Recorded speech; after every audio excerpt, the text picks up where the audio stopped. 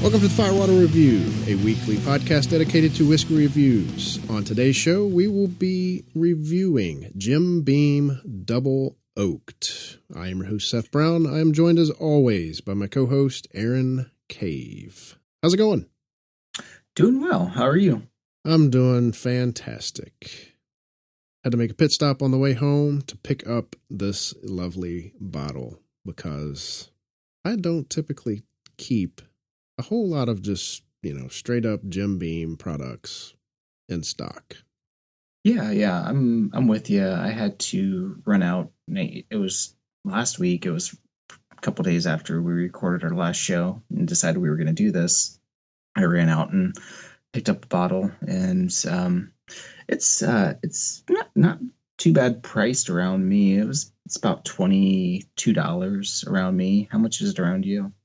Yeah, it was $21.99. I'm looking at the sticker still on the top. So yeah, $22. Yeah, not too bad. But yeah, I had to run out and pick it up too. But yeah, I cracked it last week and tried it, and it's been sitting for about a week. And I think a week's airtime has done it a little good. I just opened mine tonight. Yes. Yeah, I was looking forward to this one. Wasn't really sure what to expect with it. I do keep a bottle of White Label in the cabinet. We'll use it if my wife needs something to cook with, or I ran out of most of the time. I keep Old Granddad Bottled in Bond or 114 or Ancient Age 10 Star or Evan Williams White Label or stuff like that if I'm just making quick cocktails. And then if I'm by chance out of all those upstairs in the kitchen cabinet, I'll pull out the Jim Beam White Label. It's very rare that happens, but I actually had to do that this past week. And that was actually, I have one of the Jim Beam Signature Craft series too. I can't remember which one it is. I think it was the red wheat, I think. Oh, okay.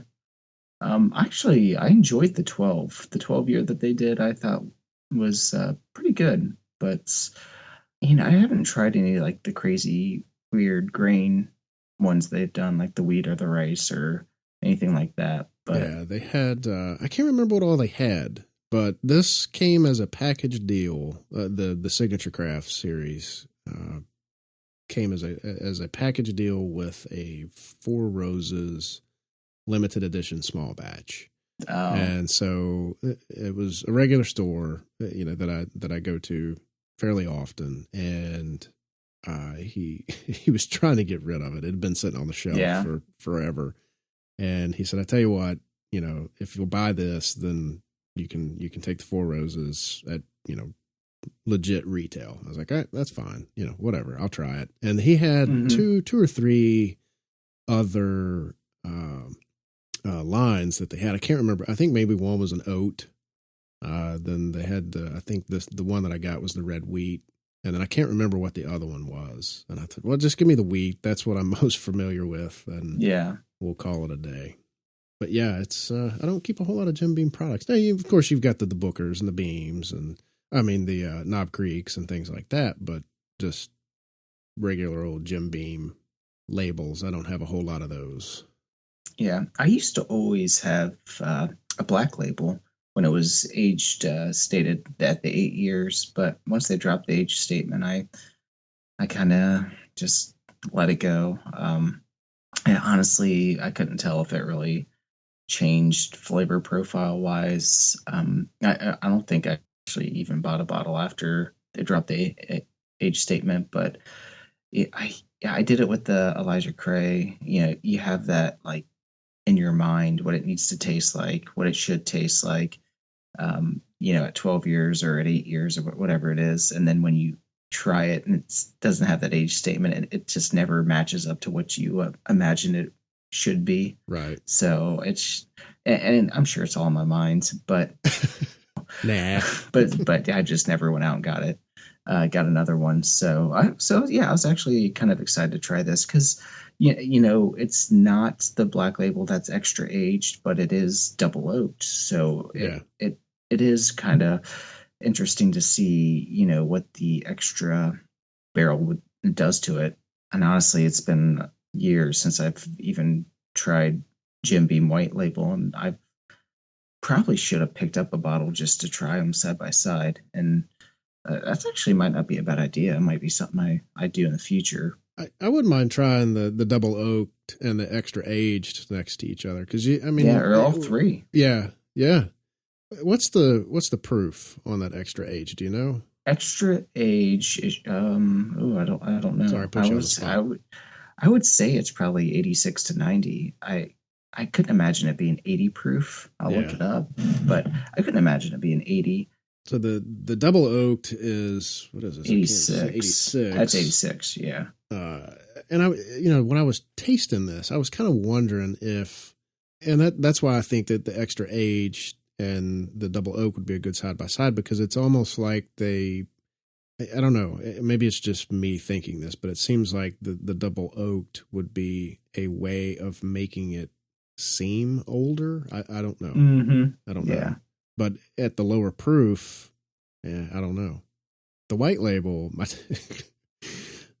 my dad had some of that, and he said that's some of the god awfulest stuff I've had. And he was comparing it to Jim Beam, back in like the 70s. He used to have some old decanters that were sitting on the shelf. Now, he never drank those, but he's thinking back to the Jim Beam back in the glut days. And and he's like, I just don't remember it tasting like that. It probably wasn't. It probably didn't. Yeah. So the extra age is 86 proof. Okay. It's the same as the double oaked. Okay. Yeah, that would be a good side by side. Mm-hmm. Be interesting. So what can you tell us about the double oaked? Anything? Well, I kind of hit mostly on it, but I'll throw out a few things. It is aged 4 years plus the secondary aging. So pretty much what they do is they take it and they age it the same amount of time as the Jim Beam White, so 4 years, and then they take it from that barrel that they aged it in for 4 years, and they put it into a new charred oak American white oak barrel, and then they age it to what they say is taste. So it doesn't have like an actual period of time it sits in the barrel. It doesn't, they don't say, hey, we're going to leave it in here for a year or 2 years. It's till whenever it hits the taste profile that they're looking for. And they say it allows the secondary barreling process, allows the liquid to develop an even deeper level of intense spiced oakiness and rich caramel. I don't know, maybe. And then, so I've hit, we've done shows where we've done Beam products, and I've hit on the mash bill. It's somewhere between 75 and 77% corn, and then the rye is usually 13, and so that leaves the barley somewhere between 10 and 12. Yeah. I've seen 75 and 77 in multiple places, so I don't know which one's true. So, like we said, it is 86 proof. It's a straight Kentucky bourbon, distilled by Jim Beam out of Claremont, Kentucky. Did they give anywhere the char level of the secondary barrels? Because I guess most of I guess all the white label, most of the Beam products, I think are 4, aren't they? I believe so. I don't think I saw anywhere where they actually said anything about the char, but I mean, I would assume it's 4, but I don't know. I would don't know imagine if they had like some other, char level just to see what the difference would be. I don't know. I'll have to maybe do a little bit more research, and if we end up doing maybe an extra aged, we can fill everyone in on that at that time. Sounds like a plan. Well, why don't we take a break and sip on some of this? All right. Sounds good. So when we return, we will share our notes on Jim Beam Double Oaked.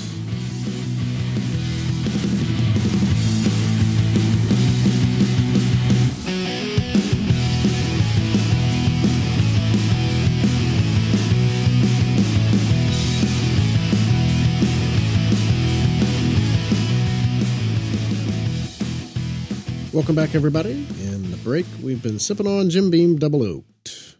So, per usual fashion, I will let Aaron kick it off, and I will bring up the rear. All right. So, right off the bat, I notice it's very kind of grain forward, get a lot of corn and kind of those young grain notes, a little bit of maple. Definitely the oak kind of stands out. A little bit of vanilla and caramel. I get hints of cinnamon and pepper, a little bit of leather, and kind of some cherry on the ends. On the palate, it's definitely kind of just like a sweet corn, brown sugar forward. It's got a little bit of caramel and toffee with it. Uh, then just a nice kind of cinnamon pepper comes through with that cherry and kind of like I guess I'd say like almost like a smoky oak, kind of toasted smoky oak kind of comes in, and then the finish is medium. It's kind of a dry oak on the finish with just a little bit of cinnamon and caramel. Um, Overall, it's not a bad pour. I think it would do better at a higher proof. I think 86 is just kind of leaving it flat for me, and it's just nothing really stands out. It's just kind of one dimensional, not very complex, I guess I would say. Yeah. Overall, but for the price, it's not bad. So I'm gonna give it an 82. Okay. Excellent. Once again, I felt like you were looking over my shoulder reading some of my notes. Yeah, I poured it, and it was really, really hard for me to pick up some of the aromas on it. It was real light, very subtle, very tame, and it took me swirling it quite a bit, taking a sip, and not really, paying attention to the taste that much, just so I could go back and revisit the nose on it to try and pick up something extra. Once I did do that and revisit it, it was a little bit more, a little bit easier to pick up some of the aromas that time around, but it's still very tame, very light. The oak that I get on it is a very fresh cut oak. Mm-hmm. There again, it's that kind of leads the way, but it doesn't overpower it the way that I thought it would. You think of double oak, you're like, okay, it's going to be an oak bomb. It's really not that bad. I mean, the oak definitely leads the way, but it's kept relatively in check, and I think a lot of that has to do with the proof. Mm-hmm. But I was getting some light vanilla, corn, and a little bit of brown sugar and leather. And then on the palate, there again, it's pretty tame. I found it to be a little bit thin on the mouthfeel. It's a little sweet up front, though. I was getting some molasses and a little bit of brown sugar there. And then that transitions pretty quickly, though, into the oak and cinnamon spice. With a really good chew, it kind of amped up the spice a little bit for me, and I was getting stronger cinnamon notes there. Then on the finish, I felt like it was a medium finish.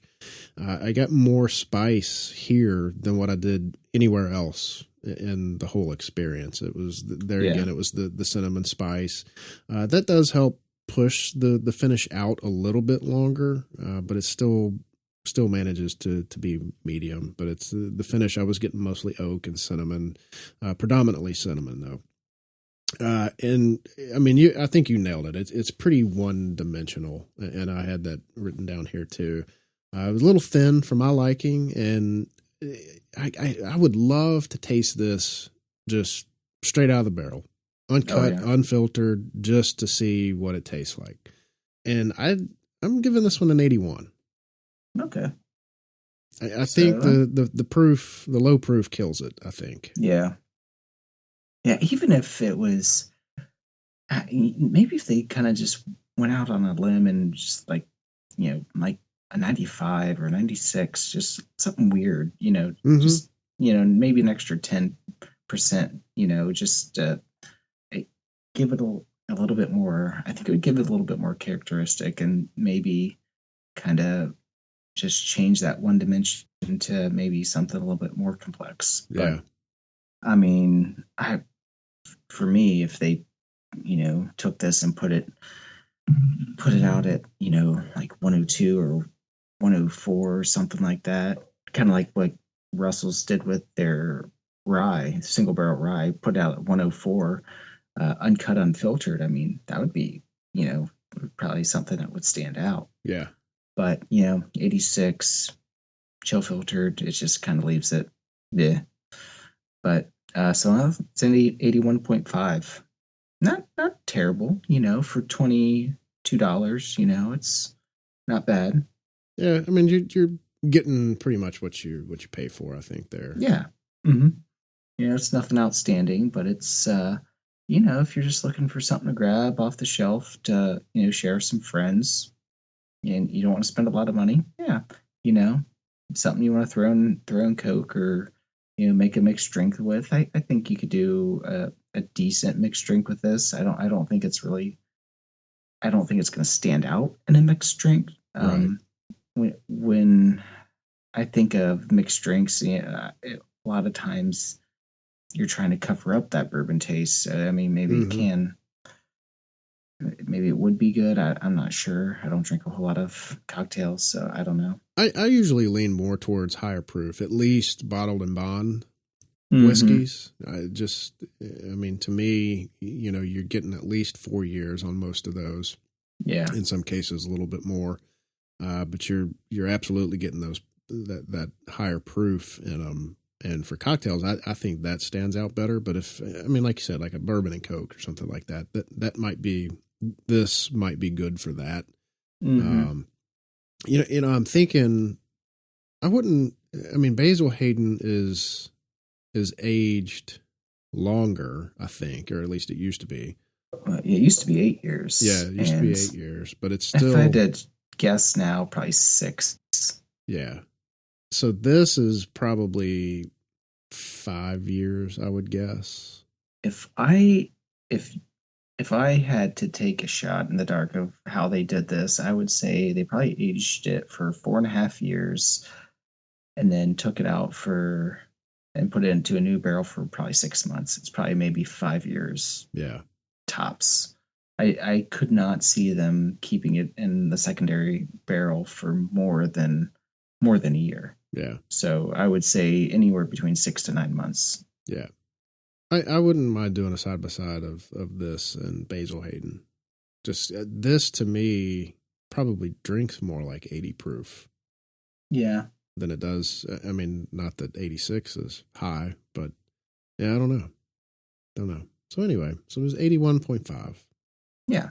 Not terrible.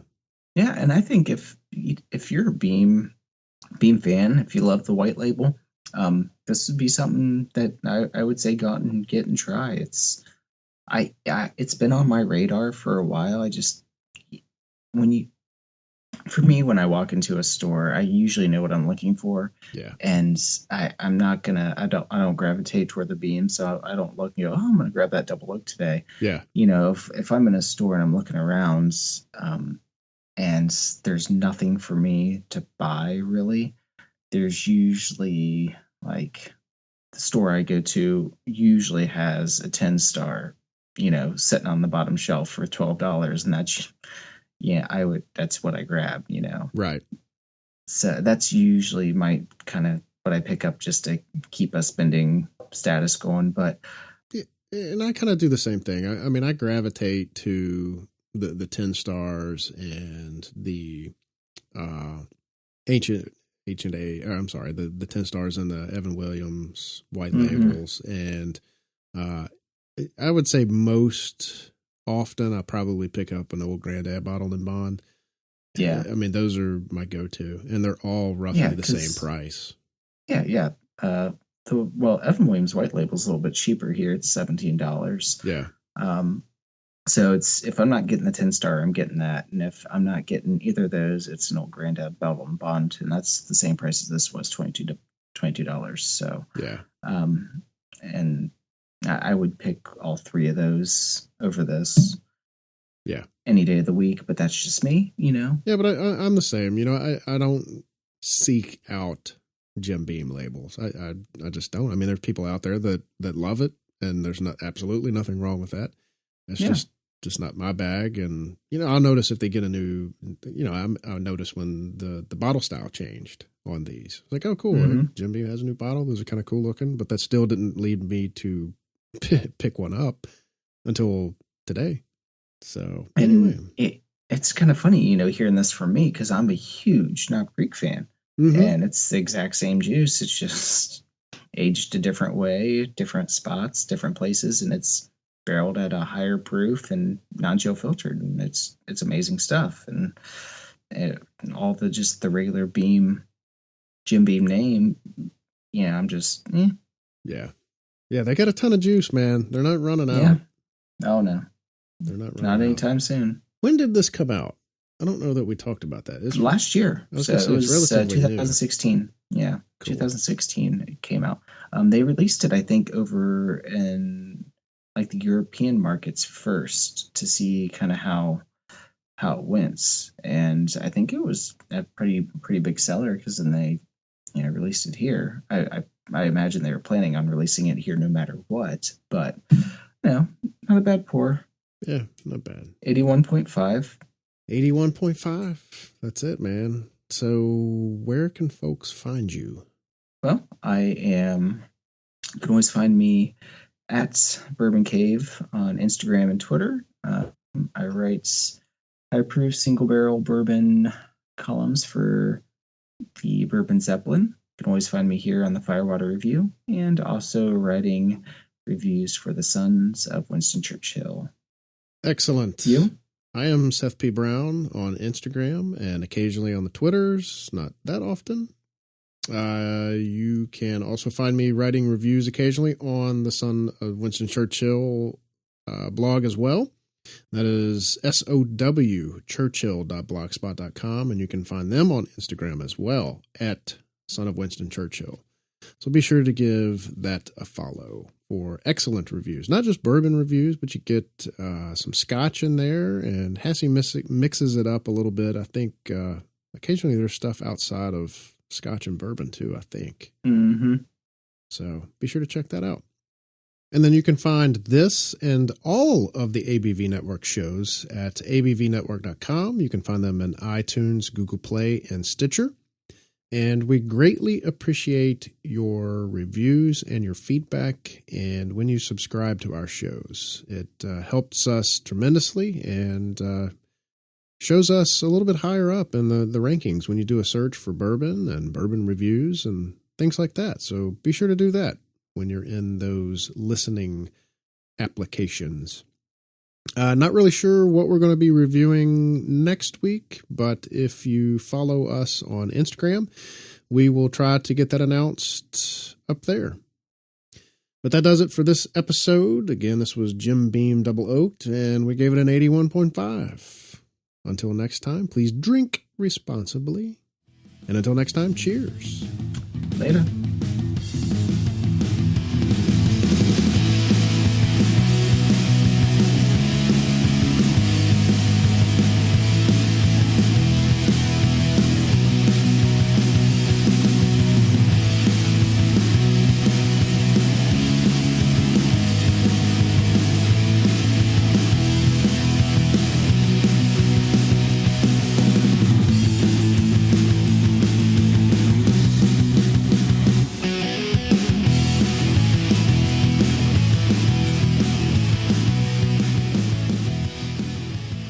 The Firewater Review is part of the ABV Network. For more information or to become a sponsor, please visit abvnetwork.com. Thanks for listening, and cheers.